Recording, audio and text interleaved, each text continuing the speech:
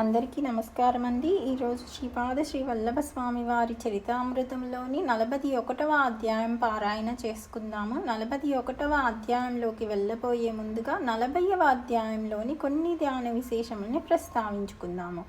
41వ అధ్యాయంలో శంకరభట్టు గారు ధర్మగుప్తుల వారు శ్రీ భాస్కర శాస్త్రి గారిని కలుస్తారండి. భాస్కర శాస్త్రి గారు దశమహావిద్యల్లో ఒక దేవత అయిన శ్రీ రాజరాజేశ్వరీ దేవిని ఆరాధిస్తారు మాస్టర్స్. ఆయన శ్రీ రాజరాజేశ్వరి మాత దీక్షలో ఉంటారు. అయితే ఈ అధ్యాయంలో శ్రీ రాజరాజేశ్వరి మాతని ప్రార్థించడం వల్ల మనలో జరిగేటువంటి శుద్ధి కార్యక్రమాల గురించి ఇంకా చాలా లోతైన విషయాలు అద్భుతంగా వివరించారు మాస్టర్స్. ఈ జ్ఞానం అంతా మనకి అర్థం కావాలి పూర్తిగా అంటే మనం ప్రతిరోజు ధ్యానం చేస్తూ ఈ యొక్క అధ్యాయాన్ని మరలా వింటేనే మనకి ఇవి అర్థమయ్యేలా ఉన్నాయి మాస్టర్స్. ఎందుకంటే చాలా అద్భుతమైన లోతైన విషయాలు వివరించారు. అంతేకాకుండా శ్రీ రాజరాజేశ్వరి మాత దీక్షలో ఆయన ఉన్నారని, ఈరోజు ఆయనకి దీక్షా సమయం అంటే ఆయన ఎక్కువసేపు ధ్యానంలో గడపాలని కూడా అద్భుతంగా వివరించారు మాస్టర్స్. దీక్ష సమయంలో ఎక్కువసేపు ధ్యానంలో ఉండాలి అంటే ఆ అమ్మ రాజరాజేశ్వరి మాతతో మమేకమై ఆయన ధ్యానస్థులై ఉండాలి అని కూడా మనకి వివరించారు మాస్టర్స్. అంతేకాకుండా శ్రీ శంకరభట్టు గారిని ధర్మగుప్తుల వారిని కూడా ధ్యానస్థులు కావాల్సిందని వివరించారు మాస్టర్స్.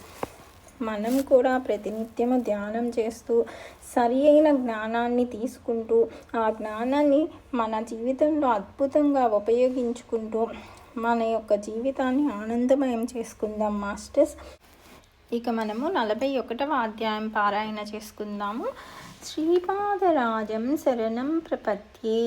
అధ్యాయము 41. కుహలా పరివ్రాజక వృత్తాంతము. శ్రీపాద శ్రీ వల్లభులు మహాసరస్వతి, మహాలక్ష్మి, మహాకాళి, రాజరాజేశ్వరి స్వరూపులని శ్రీ భాస్కర శాస్త్రి గారు మాకు తెలిపిరి. శ్రీవారిలో ఉన్న దేవీతత్వం అనుష్ఠానం చేసే వారికి మాత్రమే అర్థమవుతుంది. పరా, పశ్యంతి, మధ్యమ, వైఖరి వాక్కులుంటాయని విన్నాను. వాటి యొక్క వివరణను కాస్త తెలియజేయవలసినదని నేను భాస్కర శాస్త్రి గారిని అడిగితిని. అంతటా భాస్కర శాస్త్రి అంబిక ప్రతి వాక్కు ద్వారాను వ్యక్తమవుతూ ఉంటుంది. ప్రతి మనుష్యుని ద్వారాను ప్రతి వ్యక్తిలోనూ పలుకుతుంది. బయటకు వినిపించబడే వాక్కును స్థూల వాక్కు అంటారు. బయటకు ఏ మాత్రమూ వినిపించకుండా లోపలనే ఉంటూ కేవలం పెదిమల కదలికలలోనే కనిపిస్తూ ఉండే వాక్కును మధ్యమా వాక్కు అంటారు.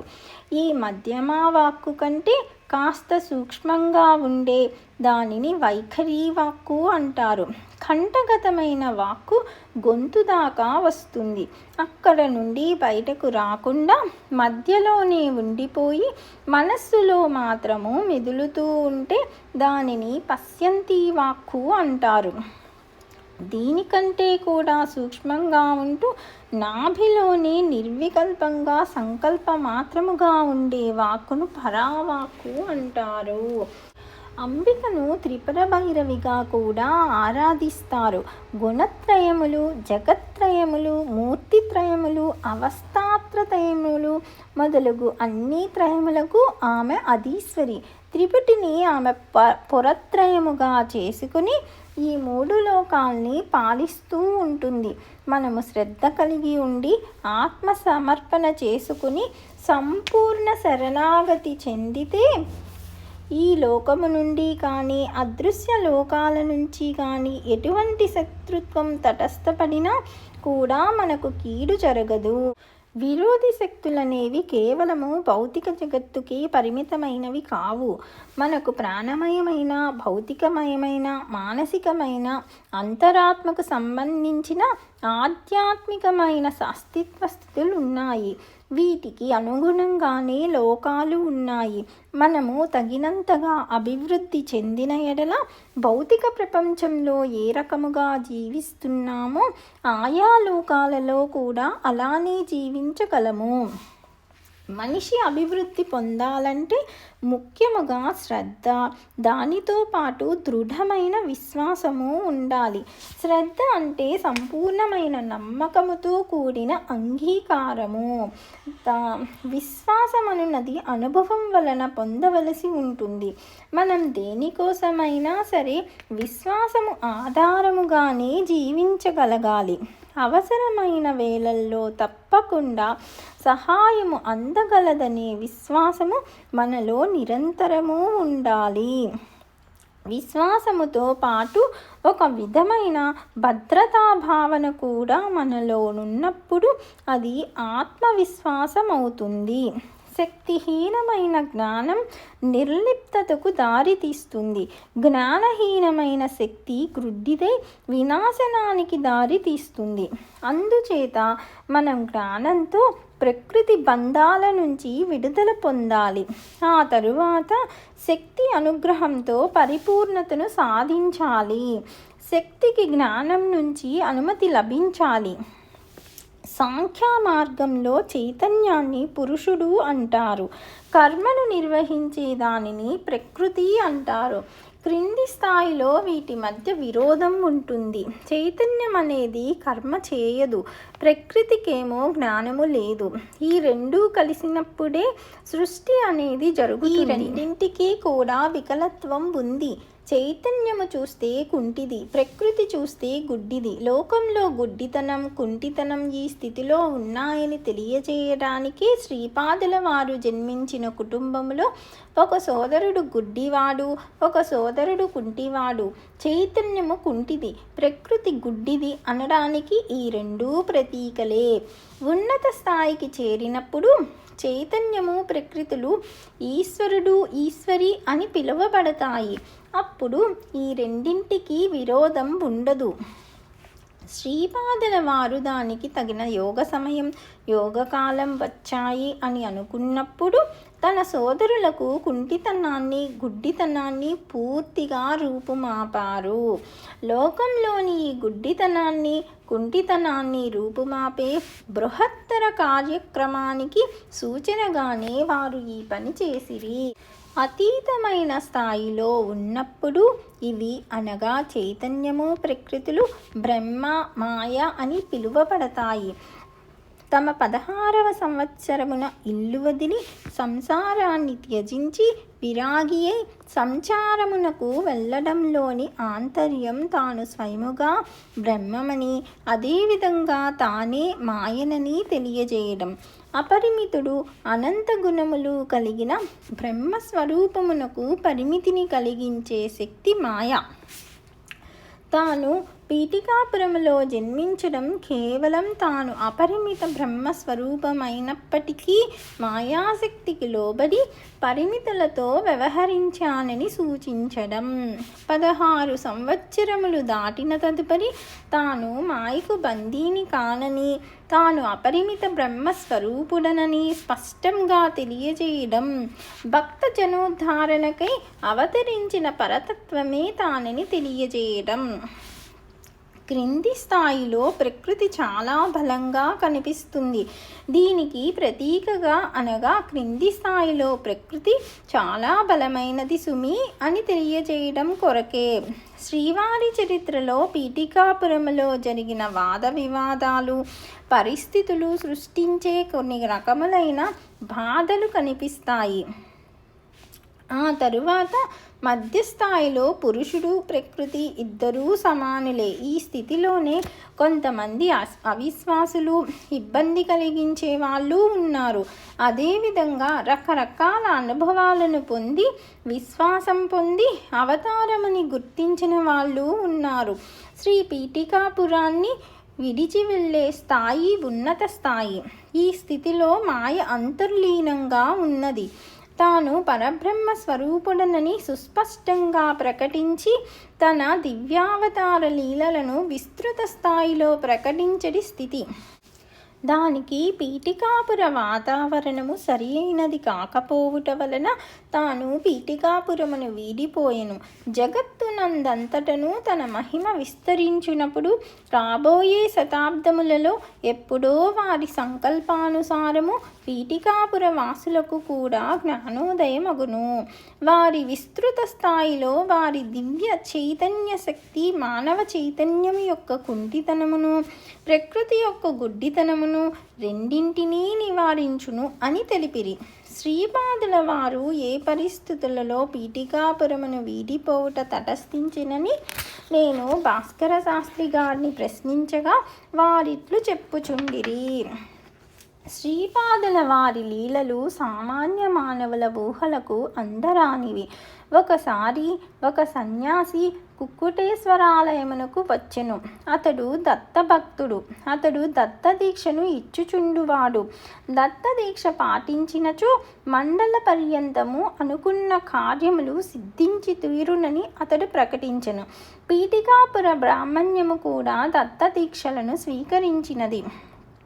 అతడు భూరి దక్షిణలను స్వీకరించుచుండెను. ఆ దక్షిణలలో కొంత భాగమును తన వద్ద దీక్ష తీసుకున్న బ్రాహ్మణ్యమునకు కూడా ఇయ్యబడుచుండెను. బ్రాహ్మణ్యము మాత్రము ఇతర కులస్థులతో తాము కూడా దీక్షలను తీసుకుని దీక్షనిచ్చు సన్యాసికి భూరి దక్షిణను ఇచ్చుచుంటుమని, కావున మీరు కూడా దీక్షలను తీసుకుని వారికి భూరి దక్షిణనిచ్చి జన్మ చరితార్థము చేసుకొనుడని చెప్పుచుండిరి.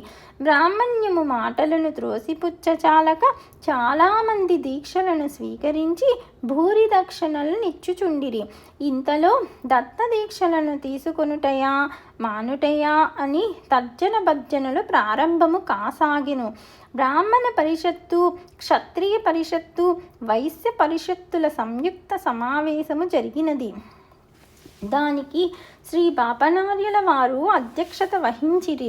శ్రీ బాపనార్యులు శ్రీ దత్తుడు అందరివాడు, దీక్షా స్వీకారము అందరునూ చేయవచ్చును. అందువలన అష్టాదశ వర్ణముల వారును సన్యాసి నుండి దీక్ష తీసుకొనవచ్చును. దీక్షా స్వీకార అవకాశము సర్వజనులకును ఇయ్యబడవలెను అని పలికిరి.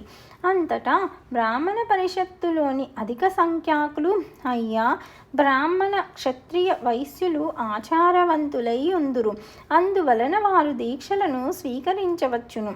శూద్రులు అనాచారవంతులై ఉందురు, అందువలన వారు దీక్షలను స్వీకరింపకూడదు.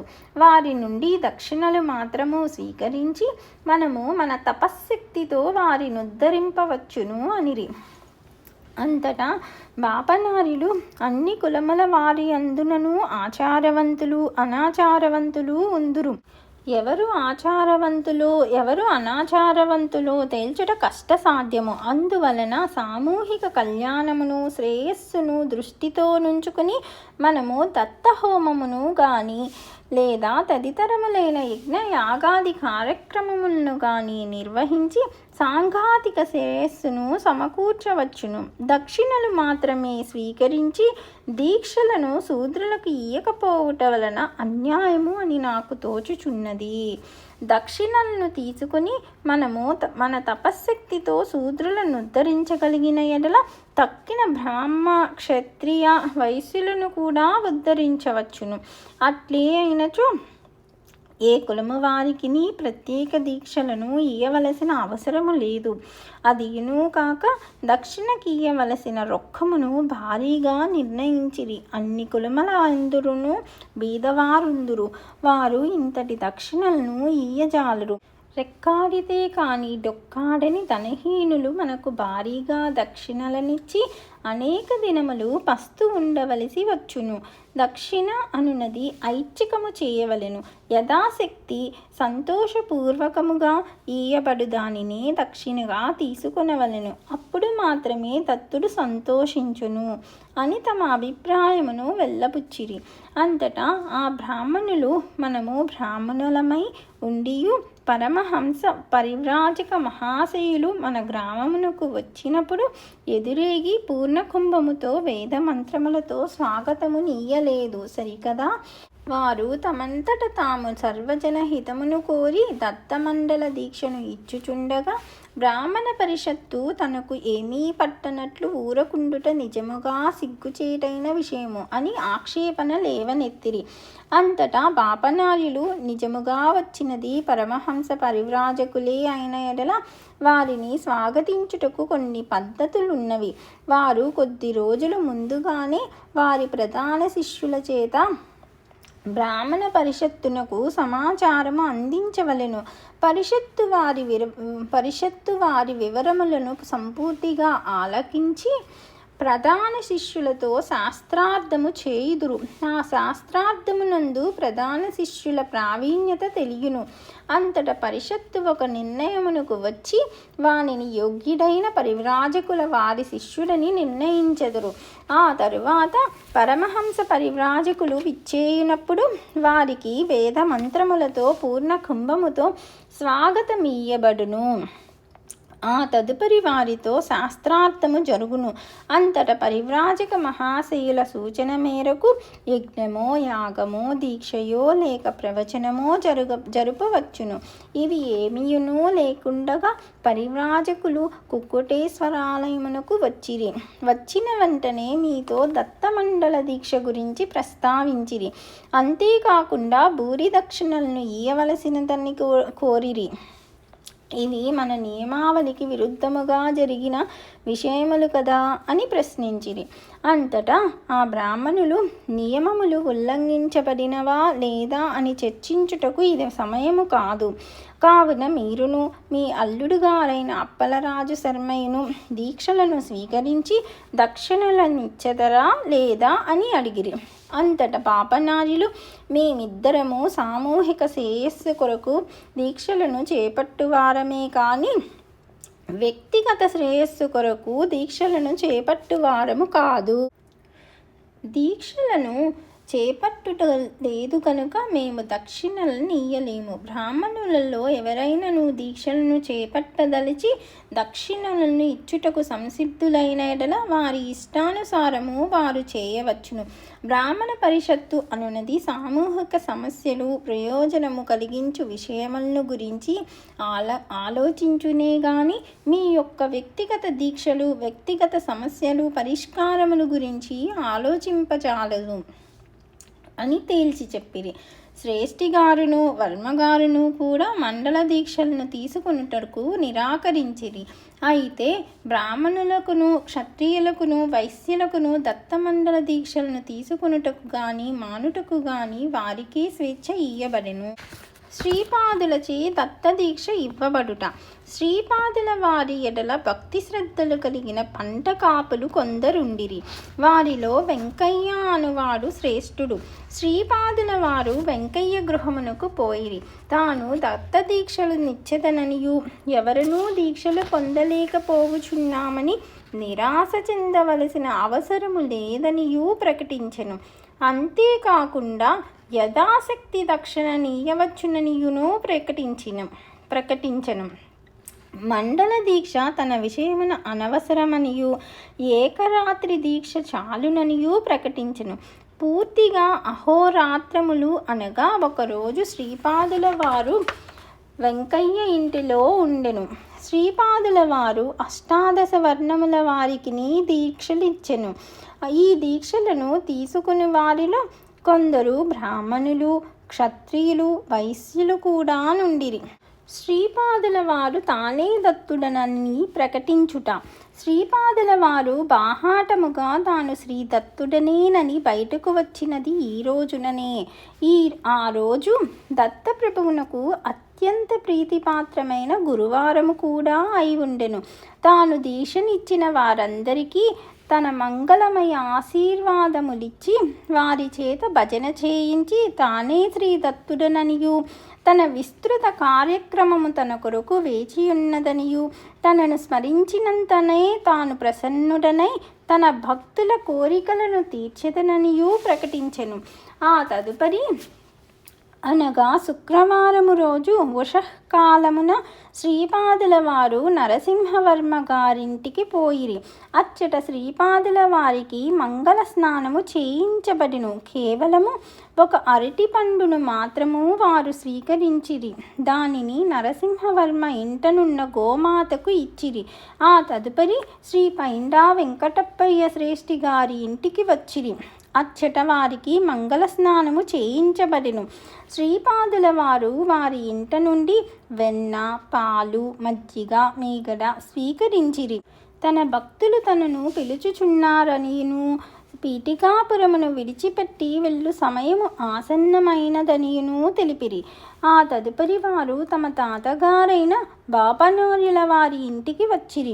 వారు అచ్చట కూడా మంగళ స్నానము చేసిరి. తాను సాక్షాత్తు దత్తుడననియు, శ్రీపాద శ్రీవల్లభ రూపము కేవలము మాయా స్వరూపమనియు, బాధా సర్పదష్టులు, ఆది వ్యాధి పీడితులు తనను ఆవేదనతో పిలుచుచున్నారనియు, తాను సుస్పష్టముగా దత్తుడనని ప్రకటించి తన దివ్య లీలల ద్వారా లోకమునుద్ధరించడి కార్యక్రమము ప్రారంభించవలసి ఉన్నదనియు వారు తెలిపిరి. ఆ తదుపరి తమ నిజ గృహమునకు విచ్చేసిరి. తల్లిదండ్రులు శ్రీపాదుల వారి వివాహ విషయము ప్రస్తావించగా వారు, మాత, నేను ఇదివరకే చాలాసార్లు తాతగారికి, శ్రేష్ఠి తాతగారికి, వర్మ తాతగారికి అనగా లక్ష్మీ సమేతుడనై దర్శనమిచ్చి తిని. ఆ దివ్య దంపతుల కేడీ విలాసములతో శ్రేష్ఠిగారి చేలలోను, వర్మగారి చేలలోను, మామిడి తోపులలోనూ తిరుగుచుండుటను చాలామంది చూచిరి. ఇదిగో నా యొక్క అనఘాలక్ష్మీ సమేత అనఘా స్వరూపము, నా యొక్క దివ్య భవ్య మంగళమయ స్వరూపమును వీక్షింపుడు. వివాహ ప్రస్తావన వచ్చిన ఎడల నేను గృహమును వీడిపోయేదనని అవధూత రూపమున వచ్చినప్పుడే చెప్పియుంటిని అని సవినయముగా మనవి చేసిరి. ఆ మంగళమయ స్వరూప దర్శనము ఇచ్చిన తదుపరి వారు తన అన్నలిద్దరినీ స్పృశించిరి. శ్రీపాదుల వారి అమృత దృష్టి వలన తమ సోదరుల యొక్క అంగవైకల్యము హరించబడినది. సుమతీ మహారాణియు అప్పలరాజు శర్మయు నిశ్చేష్టులై ఉండిరి. ఏమీ మాట్లాడుటకును వారికి నోట మాట రాకుండెను. ఇంతలో అమ్మమ్మగారైన రాజమాంబయు, తాతగారైన బాపనార్యుల వారును, పైండా వెంకటప్పయ్య శ్రేష్ఠియును, వారి ధర్మపత్ని వెంకట సుబ్బమాంబయ్యను, నరసింహవర్మ గారును, వారి ధర్మపత్ని అమ్మాజమ్మ గారును అచ్చటికి వచ్చియుండిరి. అందరి తోడను కులాసాగా నవ్వుచు వినోదముగా మాట్లాడిరి.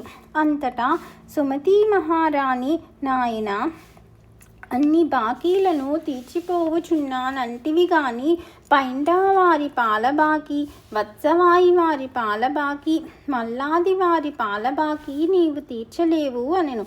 శ్రీపాదుల వారు అంతర్ధానమగుట. అంతటా శ్రీపాదుల వారు తమ తల్లిని ఉద్దేశించి, అమ్మ, నీవు అన్న మాటను నేను కాదనుటలేదు.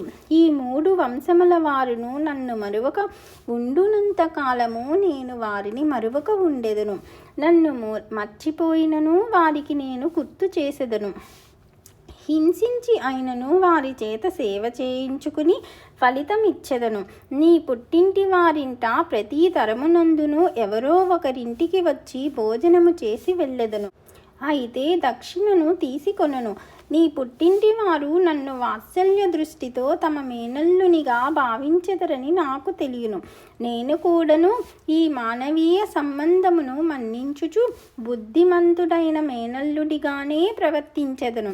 ఇంతకంటే నీ పుట్టింటి వారికి ఏమి కావలేను అనియు తమ తండ్రినుద్దేశించి, మన గండికోట వారి వంశమునందు వేదము చాలా కాలము వరకు నిలిచియుండును.